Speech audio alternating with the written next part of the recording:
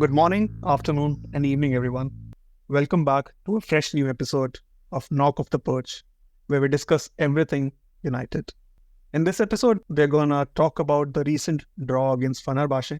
Welcome back, Aruj. Welcome back to the pod. In isolation, this one is a decent result. One against Fenerbahçe, difficult place to go, difficult team to play. I mean, if you had given me this game at the starting of the season and told me that it is a 1-1 draw, I would have taken it with both hands. But right now, the scenario is it leaves us bottom half of Europa League and we are also in the bottom half of Premier League. What were your thoughts on the game, man? When it comes to looking at the result in isolation, fair enough. And I think this is what we talked about with regard to the Porto result as well. One could argue that we have had relatively difficult away fixtures in the first three.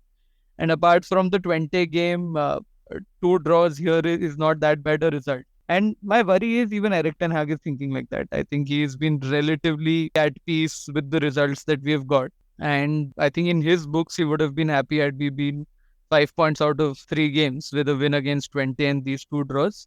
Unfortunately, we have had 3 draws, and our man went on to talk about, how difficult it is to beat us. So I think he is definitely looking at the silver lining in each and everything possible. But yeah, for us fans, the 3 points in 3 games, sitting 21st in the Europa League is not a great place to be in. I, for one, have pretty much given up hope of a top 8 finish. So I am taking it as 2 more games that we will have to play in the playoff. Now the fight is to finish as high as possible so that we can get a team which is sitting as low in the league. So if we finish 9th, we get to play the team which finishes 24th. So as high as we can finish is the aim for me in Europa League now. How do any of us take the silver lining from any of these matches when in all the 3 matches, correct me if I'm wrong, against 20, against Porto and against Fenerbahçe, all the 3 matches, we at some point of time we were leading. We were in the winning positions. It's 6 points essentially dropped. There is no silver lining. It cannot be said that we are hard to beat when it actually the case is it's very hard for us to buy a win in the Europa League right now. And it's not just Europa League, is it? I mean, if we had drawn against say, Liverpool or like Tottenham when they were playing like they were playing, that would have counted as a good result. But we drew against Crystal Palace. We drew against Aston Villa. We drew against an Aston Villa when Aston Villa weren't playing that great as well. Correct. These are not great results. I don't see any silver lining in this. And, we are where we are. We definitely don't deserve to be in the Champions League. But even in Europa League, we are making hard work of it. I mean, 3 games, 3 draws, it's not good enough, is it? And all of it, I feel it boils down to a lack of consistency. There is no consistency in lineups. There is no consistency in what we get out of United. We saw the game against Brentford. First half, we were decent. Second half, we went all guns blazing. So we had some momentum. It wasn't like we were coming back from defeats and the team is in a bad shape or form. We were coming back with a good momentum on our side, with a great win on our side. And the team drops a performance like this. Where do you think it went wrong yesterday? It was a difficult ground. It was buzzing. The ground was buzzing, and Mourinho being Mourinho had the place on their toes all the time. He made sure he made the game about himself at the end of the day. But yeah, let's start with the starting lineup. No, I think fair point with regard to, we are seeing United do well in moments. When we go down or when the opposition equalizes is when we are seeing the players come together, fight. They probably run more. They probably go for the second balls a lot more. So we are seeing that, but we are not able to see that happening for majority of the games. That is, I think, one big problem that we have. You spoke about consistency of lineup. I, for one, am okay with some amount of rotation. But what I'm more and more realizing as I'm seeing how Erik Ten Hag is looking at even how this new Europa League structure is, I think he's also not too fussed about finishing top 8 is the sense that I am getting. He is okay with some of these away draws is what I feel. He's rotating a lot in these Europa games so as to ensure some of the players are fresher in the Premier League. Otherwise, given the midfield options that we had, not playing Casemiro and playing Mazraoui at 10, not playing Rasmus, taking off Rashford around the 65th, 70th minute. These are all signs that he wants to keep some of these players fresh for the Premier League is what I felt. and he's okay with the draw result in an away relatively difficult away fixture in Europa. So it is also about how you are hedging your bets. Probably the feeling is that we will still finish relatively okay in the top 16, maybe somewhere between 9th and 16th in the Europa League, play that playoff game and still qualify for the top 16, which I don't know if it is a bad strategy in hindsight, you placing your bets a little more in the Premier League, trying to climb the Premier League table a little more. But I think top teams have those backup players as well, have those larger squads as well, because when players change and shift, you don't see a dramatic drop off. And with Zirkzee, we are seeing that drop off in the number 9 role. What Højlund is able to bring in, especially I think Brentford was this season's best performance from Rasmus Højlund. And with him going out, that momentum, that, you know, his hold up play, his link up where he's able to release the wingers, that was not so much visible in the game against Fenerbahçe. So it also comes down to how not just Erik Ten Hag, but the entire management is looking at it. So that is one thing, and which is where Mazarawi is starting at 10 with Bruno absent. I had hoped that, okay, even if we are playing 5 defenders, maybe Mazarawi moves into a TM sort of a play position. And Eriksen, who naturally can play number 10, plays there. But he didn't. What did you make of that? So the idea behind Mazurai starting at number 10 was he anyway is not a sideline hugging fullback. He anyway inverts himself. So he's very much close to the number 10 position as in his natural position. And I realized at his starting of the career, he was a midfielder. Actually, I was playing FIFA 19 yesterday and realized that Mazurai was a CM in that. Yeah. So he was a natural midfielder. This was something which Erik Ten Hag mentioned in his presser also yesterday, that I made him a fullback. These were his verbatim words. I made him a fullback. He was a midfielder before. I know he can do a job there. But my problem with Mazurai starting at number 10 was he didn't do a job there. He didn't do anything wrong. But as soon as we moved to a natural state of things with Eriksen moving into number 10, we were significantly better. We were creating much more. And all of this shift also caused the two, I shouldn't say worst players, the two players who didn't perform up to mark yesterday for me were Zirkzee up top and Lindelof. These two players were avoidable changes. Højlund is just coming into form. He's just played one game after the international break. He didn't play much in the international break. He could have started this game up top and it would have been a different game. We could have had a natural back four who have played a significant number of games now together and understand the way of working, and we would have been better. Eriksen could have been in the number 10 position and we would have been better, as we saw in the second half. Now, Erik Ten Hag will point to how Mazurai presence in the box will it made the first goal. But other than that, Mazurai didn't do much. I mean, there was like 47 passes, 8 times he misplaced those passes. Pretty average game at number 10.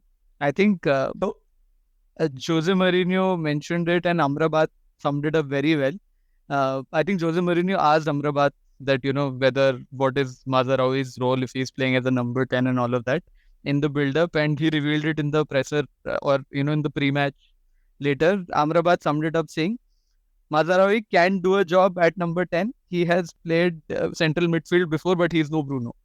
So I think that clearly is what I think you are also trying to say, that, okay, he was there, he didn't do much wrong, but that creativity, that flair was missing. So yeah, I completely agree with the fact that I think had it been a much more sort of a lineup where players are playing at their natural position, Licha is at centre back, maybe Dalot playing left back, Mazarawi right back, and Eriksen number 10 maybe with a Casemiro and Ugarte pivot, we might have been in a better position. Okay, before we get into further details of the game, what about substitutions? We saw Antony come on and Ahmad didn't come on. It was only after Antony got injured, Ahmad got substituted in for Antony.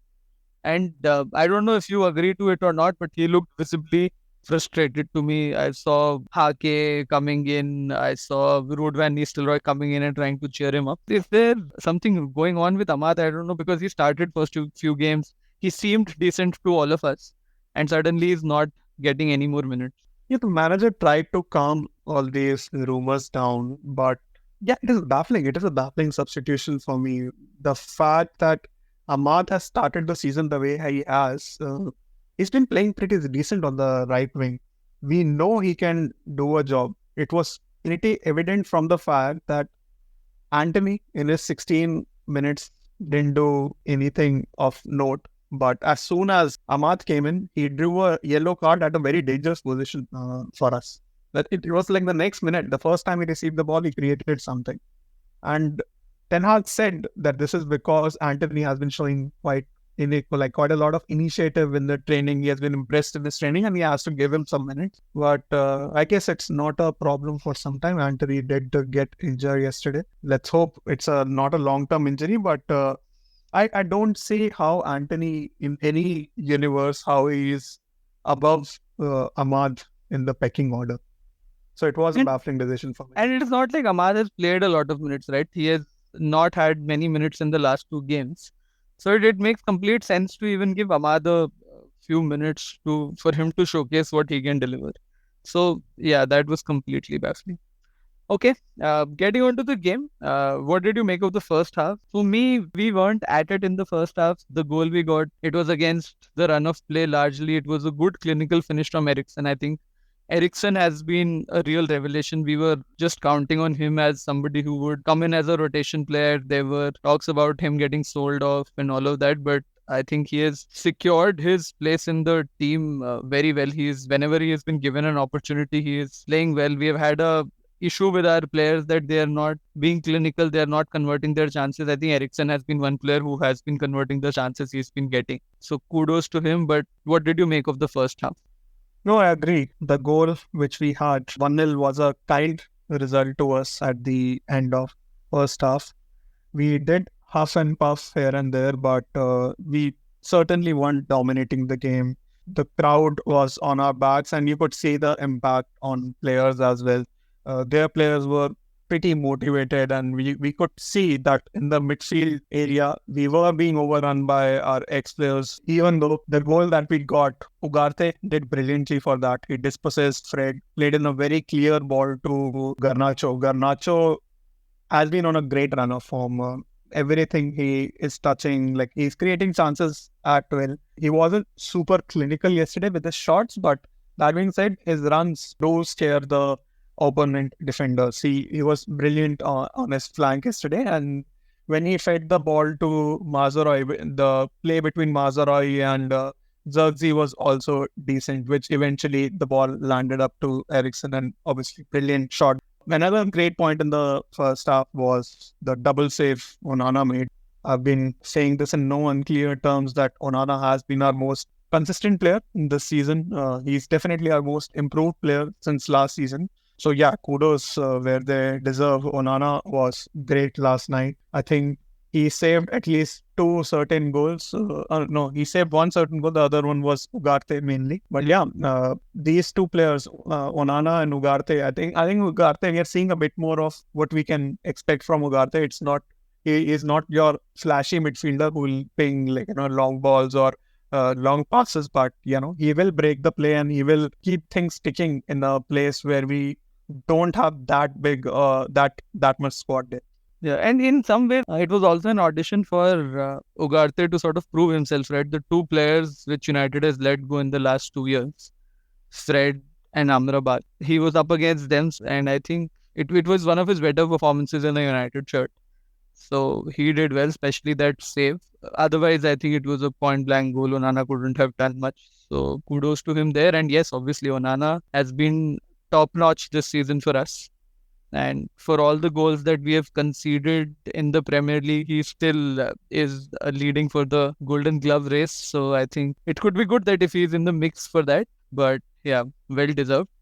But what about overall the lack of attacking impetus we had? Do you think it was lack of Højlund / limited display of attacking prowess from Zirkzee, or what is it that, or no Bruno and less creative Mazraoui in the 10 role? What led to that? Yeah, I mean, the first battle, I discussed this in the preview episode as well, that the game will be won and lost in the midfield battle. And we didn't dominate the midfield yesterday. We weren't dictating the gameplay. We weren't creating those chances at will. Of course, it was the lack of Bruno as well. Although, to be honest, I felt with no Bruno yesterday, we were a bit more disciplined than we usually see. But yeah, I mean, we had legs in the midfield, but it was a lot of aimless running as well. Fenerbahçe had majority of the possession in the first half. They had about 63% possession in the first half. We only improved our possession in the second half when Eriksen was restored to number 10. So yeah, we were just huffing and puffing, like I mentioned. And even the defensive lineup was not very strong. I mean, we still conceded big chances in the first half, which we shouldn't have. And which brings me to the second half. I don't know what the half-time talk was, but we simply cannot keep a lead. So my problem with United over the years have been a lack of game management. Either we don't do any game management or we do a lot of, like we do too much game management. I think it was a case of that. Okay, you come into the half, you try to score, you cannot score in the 46th minute, you miss a chance. Immediately after that, one moment lack of focus, one moment loss of concentration, and we concede. Dalo should be doing so much better than he has in stopping the crosses. A defender shouldn't get a sound sleep if he lets that type of crosses creep in the box. And then even if it is coming in the box, we had two players on En-Nesyri. We had Lindelof and we had Licha. Both of them are looking towards each other, and no one is picking him up. And yeah, of course he scored the goal he scored against Onana. I don't think Onana could have done anything different for that goal. Yeah, I felt Licha was closer to him when the ball was coming in, and En-Nesyri made good movement to sort of get ahead of him. Lindelof didn't take care of him much, and he had a very easy sort of shot on target. And you're right, Onana couldn't have done much about it, although it sort of felt it, went very close to Onana that went in. But he couldn't have done much. And I don't know whether it was a bit of complacency or, we were in that thought process that, okay, we are 1-0 up. Maybe it was a little bit of underestimation. I'm not sure, but definitely I think United kicked on after we conceded that goal. It is when after that we had most of the shots, most of the chances. And coming to that, I think when we were chasing the game, we wanted that win. The fact that Antony came on for Rashford, I am again a little bit puzzled by that. Rashford, I think, had been playing decently well, although he didn't have a shot on target. He had two shots. One hit the post, one I think wasn't a good shot, but a big chance missed. He had those two chances where he could have, and he's that player that, he has that a little bit of flair going on for him right now. So keeping him on the field might have been better. Maybe it was rotation for West Ham. He had to rotate and ensure that Rashford is fit enough for the game. But I think maybe Garnacho could have been taken off. I agree, Garnacho also has a lot of flair, but it almost felt to me after the 60th minute. I think because he's been playing so much regularly, he just lost a bit of his entire energy in the game. He was making a lot more errors. He was giving the ball away. In fact, I was just looking up at the stats. I think he gave up the ball 5 times after the 60th minute. So it's just that I think he was trying too hard and he didn't have that amount of energy. And we talked about Ahmad. I think if any substitution had to be made, it had to be Ahmad coming on, which also didn't happen. So, yeah, it never felt like we were going to get that second goal, did it? No, I mean, you were bang on when you said that we were relatively happier with the draw. And I truly agree with Mourinho's comment when he says that, we gained 1 point rather than them gaining 1 point. It was, Erik ten Hag's reputation was on the line, and if he's still thinking that he can make up for all the lost points in the later half of Europa League stage, we don't know if he's going to be the manager at that point of time, to be very honest, with the way United have been playing, getting all these draws. And since Eriksen scored yesterday, we were dropping deeper and deeper. And I'll be very honest, in the last 20-25 minutes, I didn't see a real attack from United. We were very much contented with our position. We were very much happy to take that draw. And I don't know if that comes from the management. Cause I didn't see us making a play for the win at all in the last 20-25 minutes. Yeah. And I don't know if this is completely true or not, but I was scrolling through my Twitter X feed earlier in the day. And I think I saw a statement somewhere which mentioned Ten Hag saying that going for an away game, we can't have more than 4 attackers on the pitch or something like that. So I don't know what is the mentality there. How is he happy with 3 points out of 3 games? So yeah, it's a little baffling. I just hope we are able to turn it around. We are sitting 21st right now with 3 points. And there are other teams. I think Besiktas is also sitting at 3 points and they're 27th. So it's just a matter of goal difference. So you never know what can happen. We have 2 home games, relatively easier, I would say, with the Greek team PAOK, and then I think Bodo Glimt is who we are facing at Old Trafford in the league. Those will be 6 points that we should get. And maybe 9 points after 5 games, we might see a different picture of the league table, and we might reassess some of our targets depending on how others are doing. This is a format that we are also everybody seeing for the first time. So although certain statisticians said that it will take 15-16 points to qualify top 8, I think we will see closer to game 6, 7 and 8 is what really needs to be done. But those 6 points will be very critical. Well, yeah, I mean, to take things into a bit more positive sense, the difference between 8th and 21st is right now 4 points. 4 points, it's like one game, right? If things can actually change in a couple of games, we would assume and we would hope that the next 2 games, next 2 home games are the ones in which we turn it around in the Europa League. Okay, with that, we cover the first part of the pod. Do give us your feedback, do share the episode, do like the episode, do let us know how we can improve on all this. And yes, as always, this is our perch. Let's knock him off. Until next time, stay united.